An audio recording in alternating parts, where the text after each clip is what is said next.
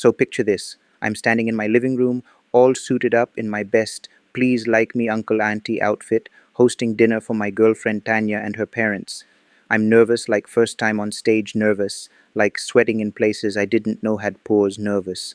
Now I had recently read something very deep in a book, okay? Because I read, I grow, I'm evolved. The book said, couples that roast together stay together. And I was like, wow, this is it. Relationship wisdom on page 42, sandwiched between quotes about cumin and coriander, felt profound, felt spiritual.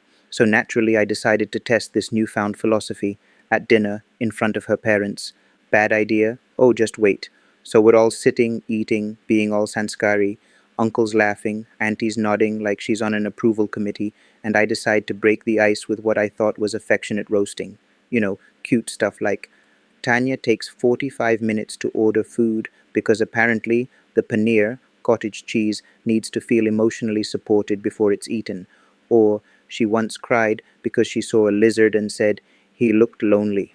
The parents were howling. Uncle nearly choked on his jeera rice.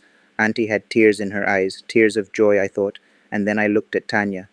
Oh boy, you know that moment in horror movies where the music stops and the girl just stares at the guy and you know someone's gonna die? Yeah, that. But it was me.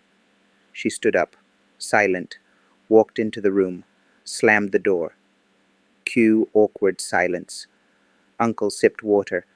Auntie found her earring very interesting. I smiled like a goat who just understood what biryani is. I followed Tanya, obviously, because I'm stupid, not suicidal.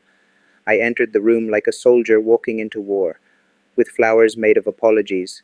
She was crying, mascara running, mood dripping, and I, in peak moron mode, said, Babe, why are you upset? I thought we were roasting together. Like the book you were reading said, couples that roast together stay together. She paused, looked at me, wiped her tears, and asked, Which book? I said very proudly. Meals, misunderstandings, and makeouts. She blinked, and then, with the calm fury of a woman who knows you'll never find your socks again, said, That quote was about roasting beans together. Beans! It was a joke. About cooking. From a cookbook. You idiot. Let me tell you something. There's a special kind of heartbreak when you realize your entire relationship strategy was based on a pinto bean pun.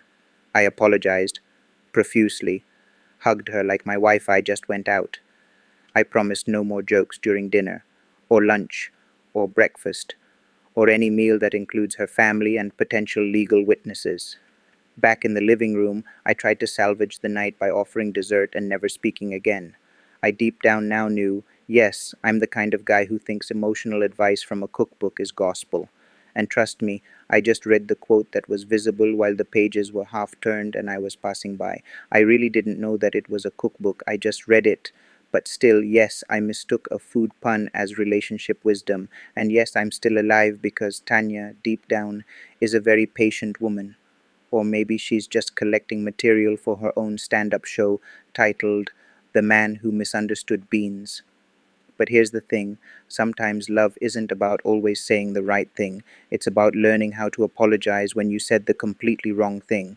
It's about walking into the room, holding your ego in one hand and tissues in the other.